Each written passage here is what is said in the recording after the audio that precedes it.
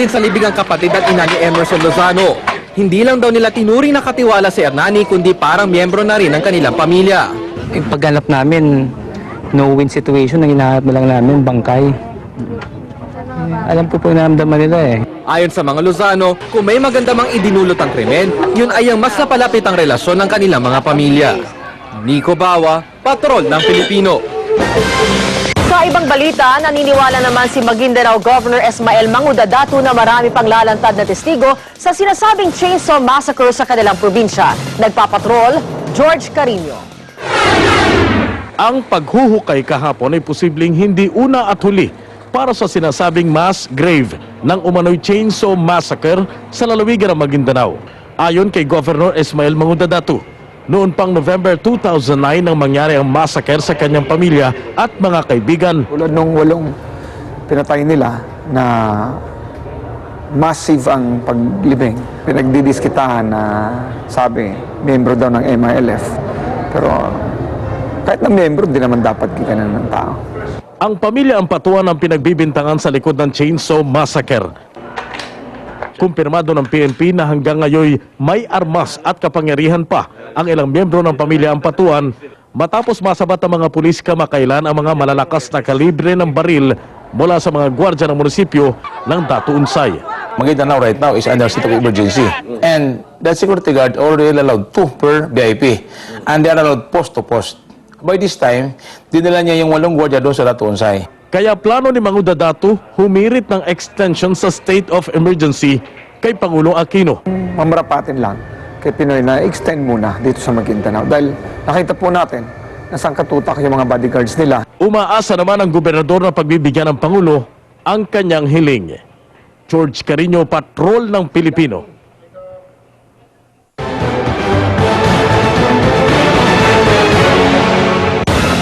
Sumadsad sa assembly area ng People Power Monument sa EDSA ang isang SUV kanina madaling araw. Ang driver tulog na tulog sa sasakyan pero tumakas sa mga pulis ng mahimasmasan. Nagpapatrol si Shara Zambrano.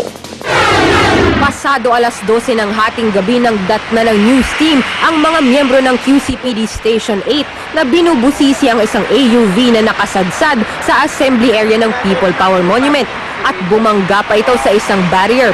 Nang silipin ang loob ng sasakyan, naroroon ang driver pero tulog at hindi magising. Sa status niya yan nakainom, sobrang antok, kaya nangyari sa kanya yun. Maya-maya dumating na ang mga kabarkada ng driver na nakilalang si Benigno D, 23 anyos. Nag-alala raw sila nang hindi dumating si D sa kanilang gimmick kaya hinanap nila si D. Pinigilan ng grupo na makausap ng media si D.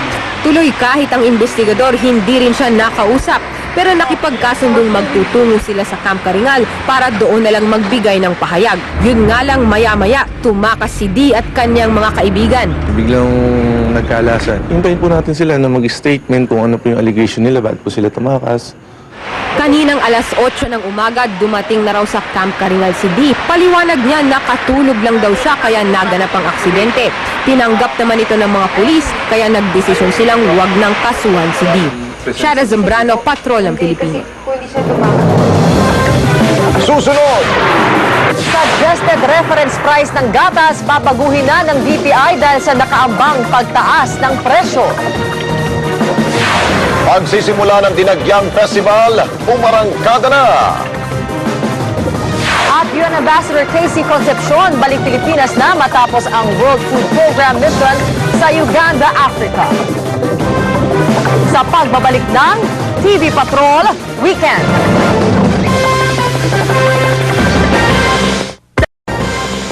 Plano ngayong baguhin ng Department of Trade and Industry ang kanilang suggested reference price para sa gatas. Ito'y matapos mag-abiso ang isang kilalang brand ng gatas na magkakaroon sila ng 5% increase sa presyo ng kanilang powdered milk, evap at condensed milk simula sa susunod na buwan.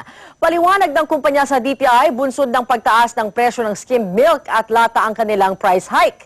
Hindi naman nag-aabiso pa ang ibang kumpanya ng gatas.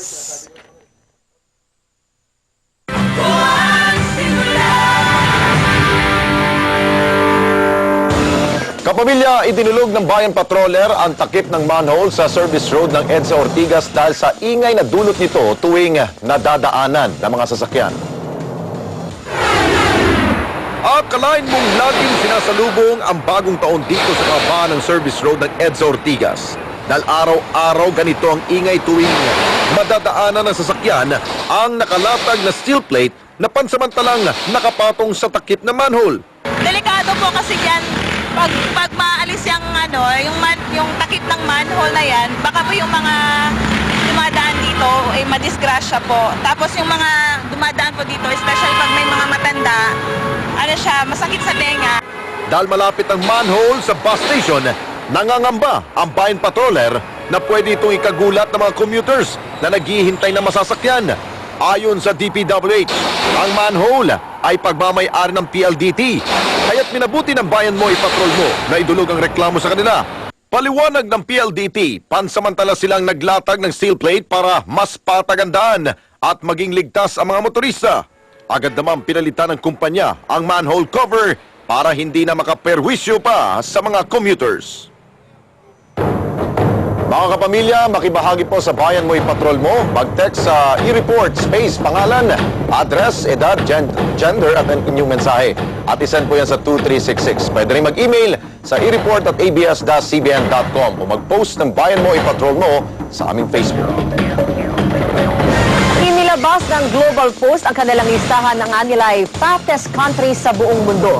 Kabilang ang Estados Unidos sa listahan ng mga overweight o obese na mga adults na umaabot na sa anilay higit 1 bilyon.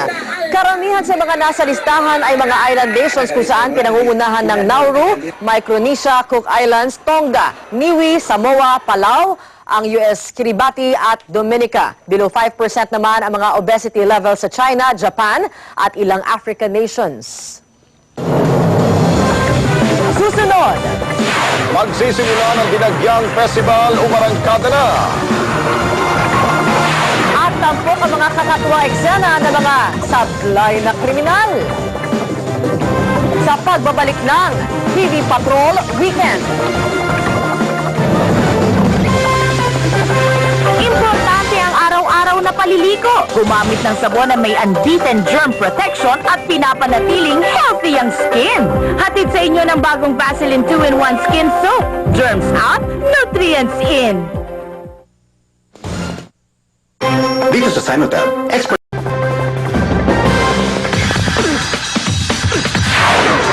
Nakauwi na sa bansa si Casey Concepcion matapos naman ang kanyang pagdalaw sa Uganda para sa World Program Mission ng United Nations. Ayon kay Casey, maihahalin tulad rin niya ang kahirapan sa Uganda sa problema ng kagutuman sa Mindanao. At dahil dito, nananawagan si Casey sa publiko na sa kahit anong paraan ay makapagpaabot sila ng tulong sa mga nangangailangan nating kababayan sa kahit saang sulok ng bansa. Malayo para makakuha ng tubig. Meron akong kwento! Halina't pakinggan ninyo! Mas nagiging garapal ang mga kriminal ngayon sa bansa, pero kung ang mga kriminal ay tulad ng mga mapapanood nyo na puro sablay, malamang hindi magiging pahirapan ang paghuli sa kanila. Kilalanin ang mga palpak na kriminal sa mga kwento ni Mark Logan. Kapag ikaw ay pumasok, matuto kang lumabas. Ay nako, lumabas ng walang bukol. Kung target mo ay bangko at security nito biglang umepekto, huwag magpanik, huwag tatakbo. Higit sa lahat, huwag mong banggain ang pinto. Hintayin mo na lang si Lola dahil alam niya ang ibig sabihin ng push at ng pull. O diba? Ang ganda ng Lola mo!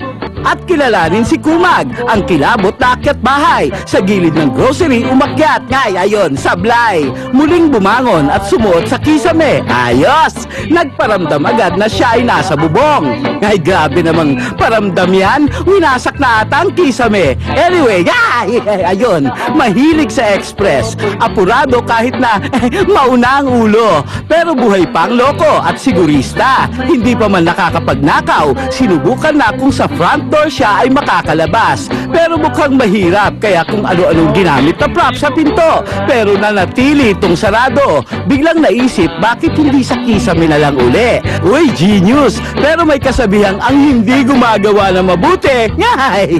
Isusuka ng langit. Shh! Itong dalawa may masamang tangka. Ang isa lookout. Ang isa ang tagabasag. Oh! Oh, look out! Ay nako, sa pulang lookout, muling binalibag, at muling bumalik ang bato.